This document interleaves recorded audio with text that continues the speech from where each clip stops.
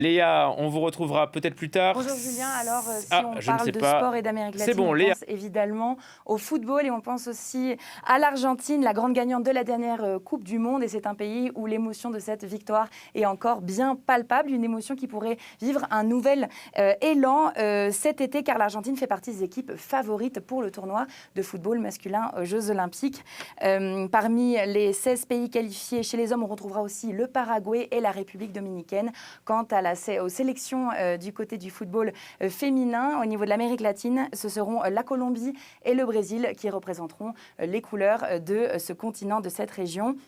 Comme vous le voyez, je n'ai pas cité le Brésil au niveau du football masculin, et ça c'est parce que les hommes ne sont pas revenus à se qualifier cet été pour les Jeux Olympiques de Paris, après avoir remporté l'or aux Jeux de Rio en 2016, mais aussi aux Jeux de Tokyo en 2020. Vous pouvez donc bien imaginer la déception pour ce pays de passionnés de football. Malgré cela, le Brésil a quand même la sélection olympique la plus forte, celle qui a le plus de chances de remporter de médailles cette année aux Jeux Olympiques, et pourrait notamment briller le Brésil au volleyball, car le Brésil est déjà quintuple champion olympique de cette discipline, et il fait partie des 7 nations préqualifiées. Il faudra attendre jusqu'au 24 juin prochain pour connaître le nom des 5 autres nations qui vont se qualifier pour le tournoi de volleyball cet été à Paris, et des pays comme Cuba et comme l'Argentine ont de bonnes chances de se qualifier.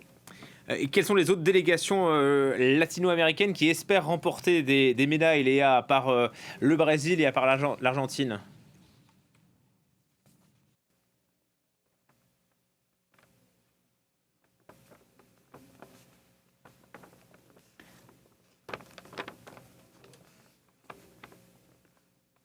Visiblement avec Léa Hurel. Alors du coup, au niveau des pays latino-américains qui ont aussi des excellentes délégations qui vous feront briller cet été à Paris, il faut absolument parler de Cuba, qui déjà est le pays le plus médaillé, le pays latino-américain le plus médaillé de l'histoire des Jeux Olympiques. Et cette année, il pourrait remporter de l'or, notamment au niveau de la lutte gréco-romaine, grâce à une légende de ce sport qui s'appelle Mijaín López. Il est quadruple champion olympique et il espère pouvoir remporter une 5e médaille cet été à Paris afin de terminer sa carrière en beauté. Les Cubains sont aussi également très forts au niveau à la boxe, qui est le sport star de ce pays, mais aussi en athlétisme, avec notamment une championne de triple saut. Elle s'appelle Lejanis Pérez. Elle a épaté au dernier jeu panaméricain de Santiago au Chili l'année dernière.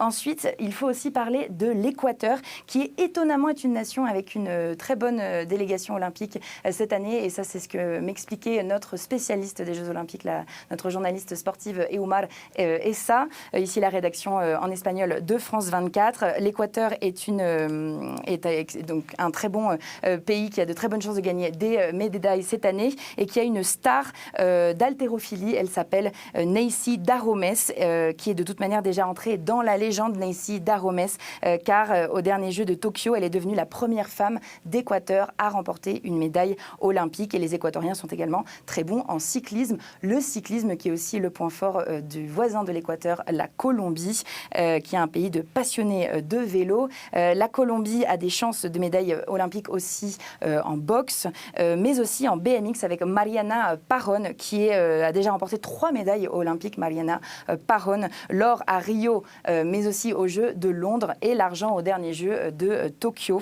Et en breaking, qui est la nouvelle discipline cette année des Jeux de Paris, il y a également une championne colombienne. Elle s'appelle Big Girl Luma, et c'est vraiment une des personnes à suivre cette année. Et enfin, le Pérou, autre voisin de la Colombie, qui a une grande championne de marche qui s'appelle Kimberly Garcia, qui n'a pas pu terminer la course à Tokyo au dernier jeu, qui a même pensé à arrêter tout bonnement sa carrière, mais qui ensuite est revenue en force, plus forte que jamais, et qui pourrait ramener la première médaille olympique pour le Pérou depuis les Jeux de Barcelone en 92.